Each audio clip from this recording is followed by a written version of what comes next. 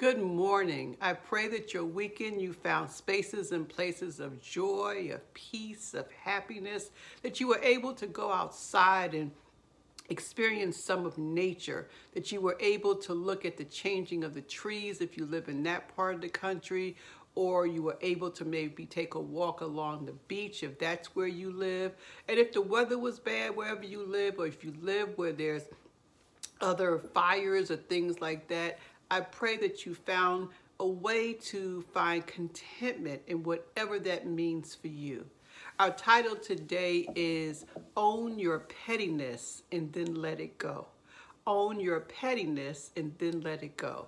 I realize that I can be pretty petty, and I own that, and I'm trying to let it go.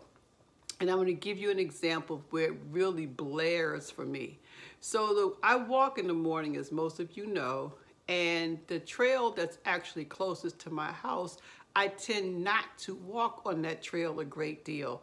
And probably the major reason I realize it's not necessarily because of the amount of people, but it has to do with the type of people.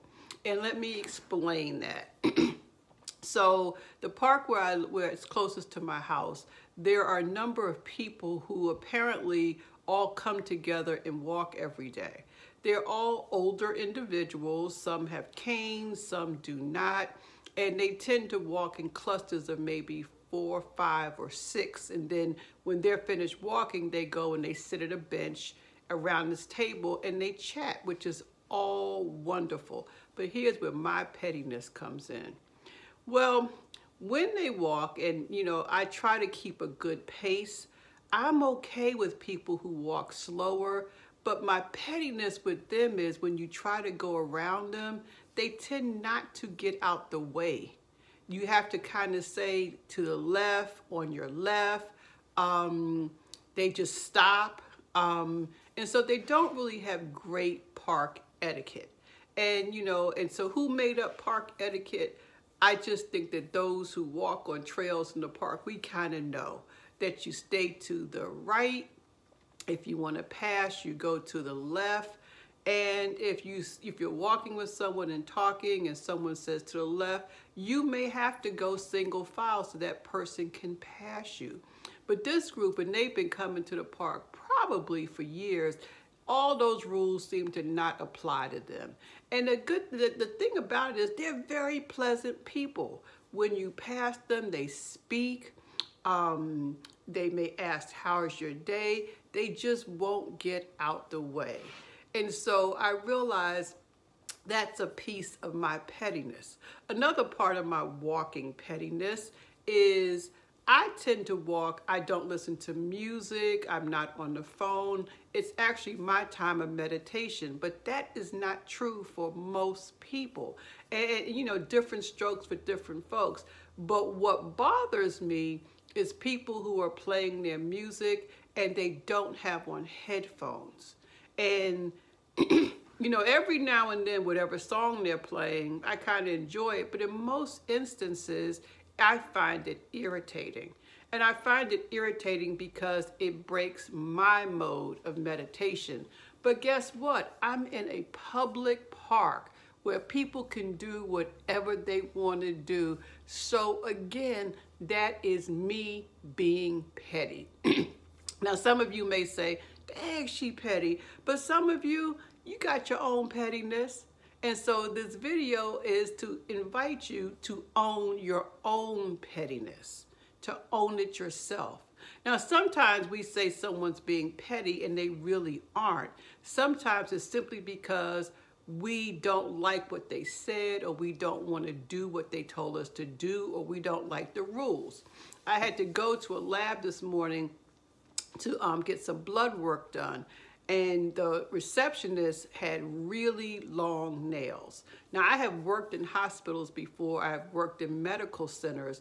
And it's a HIPAA violation for you to have long nails and for them to be colored. And hers were both. And one of the lab technicians came up to her and kind of said to her, so-and-so, is complaining or made mention about your nails. and the receptionist said, "Oh, that is so petty. I wish they'd stay out of people's business." Well, how many of you know it took everything in me to not say, "That's a HIPAA violation, my dear." But I stayed in my lane, I minded my business, and I thought, this is a great example of sometimes we call something petty when it really is not. The bottom line is we all have pet peeves, we all have things that irritate us and frustrate us, and that doesn't mean that it's not pertinent to us. But where pettiness comes in is when we try to impose our pet peeves on someone else. So back to the park thing. I'm owning my pettiness, but what I also do is I go to different trails. I go to different trails because I want to have different experiences. I go to different trails because I know what I like, but I also recognize that what works for me may not necessarily work for someone else. So I invite you today to own your own pettiness. When are you just being petty? Oh, I have one more example before I forget. I have to own this pettiness that I do, and I suspect some of you may do it also. A lot of times when I'm going through my social media feed, if I see a post from someone who I know that how they're presenting themselves on social media is a bit different than how they are in real life or how I experience them, I may read their post, but I won't like it or I won't comment on it. Now, isn't that the epitome of pettiness? You know, I ain't hurting nobody by not liking it. I ain't hurting nobody by not commenting. I'm just being petty. And you know what? People probably do the same thing to me. So I just invite you, is the world going to end because we can be petty sometimes? Probably not. But it is something that actually just made me laugh, that made me chuckle, that made me kind of think about what we do as human beings. So I invite you to own your own pettiness and then let it go or do something about it.